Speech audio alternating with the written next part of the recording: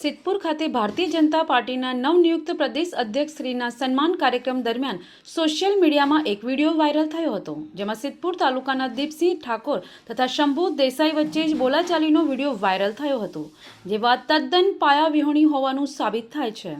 આજરોજ સિદ્ધપુર ખાતે સિદ્ધપુર ક્ષત્રિય સમાજના આગેવાન શ્રી રણજીતસિંહ સોલંકી તથા કિરણસિંહ, અલ્પેશસિંહ, કનુભા સહિતના આગેવાનશ્રીઓ દ્વારા બંને આગેવાનોને રૂબરૂ મળી બનાવ બાબતની ચર્ચા કરી હતી, જેમાં બંને દ્વારા વચ્ચે અંગત વાતની ગેરસમજ ઊભી થઈ હતી, જેનું નિરાકરણ પણ થયું હતું। તેથી સોશિયલ મીડિયામાં ચાલી રહેલ વિડીયો જેવી વાતમાં કોઈ તથ્ય નથી તેવું બંને લોકોએ જણાવ્યું હતું।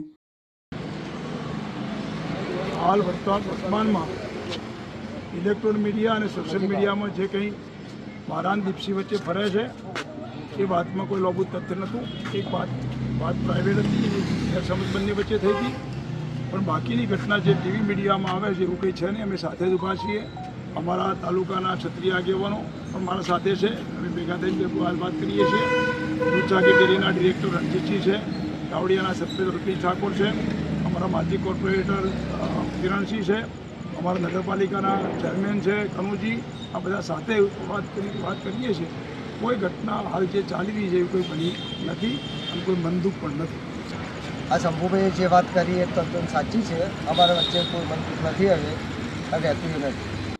જોકે લોકમુખે ચર્ચાતી વાતચીત મુજબ કેડર બેઝ પાર્ટી માટે સુરત બાદ સિદ્ધપુરની ઘટનાને વિરોધ પક્ષને મુદ્દો મળી જાય એમ હોઈ મોવડી મંડળે પોલિટિકલ પ્રેશર લાવીને બંને વ્યક્તિઓની સોશિયલ મીડિયામાં ખોટો ખુલાસો વિડીયો થોકી મૂકેલ છે। જોકે રાજકીય આગેવાનોએ સોશિયલ મીડિયામાં ચાલી રહેલ વિડીયો બાબતની કોઈ જ ઘટના બની નથી તથા બંને આગેવાનો વચ્ચે કોઈ પણ જાતનું મનદુખ પણ નથી।